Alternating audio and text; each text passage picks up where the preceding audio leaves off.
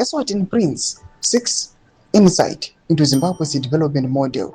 Nzarapira mashoko buda panguva ino kuchinuka kunzi the Eswatini Prince visited the president of Zimbabwe, President Emmerson Mnangagwa.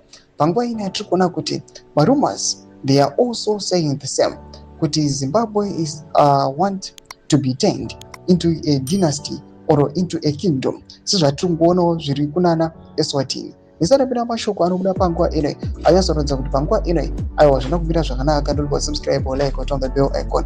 We saw my pictures on social media. Se amburu kuona awo tinondivara kashifo idibla wayo chata nobuda nyora chiti Prince Lindani of Eswatini met President Dr. Mnangagwa at the State House in Harare as part of a visit aimed at gaining first-hand insight into Zimbabwe's progress in agriculture and industrialization.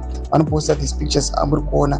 Toona zvekare vakomana vecommunication vanani mangwana vanobuda nyora chiti this afternoon an 8-member delegation from Eswatini led by Prince Lindani Lamini is paying a courtesy call on His Excellency President Emmerson Mnangagwa at the State House. The delegation also includes Eswatini's Minister of Agriculture, Honorable Manga Chauka. Doma developments ari kubuda panguva ine tiona kuti vakomana veEswatini kwatikamboona kuti last year there are some individuals so named as Zvigananda. They also visited Eswatini vachitoona the Eswatini kingdom.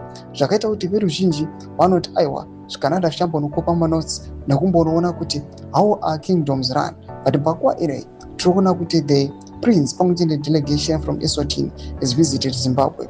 Ina comment section medu mutidze mafungiro enyu munoti kudii pamusoro pechitiko ichi. Ina comment section medu mutidze mafungiro enyu.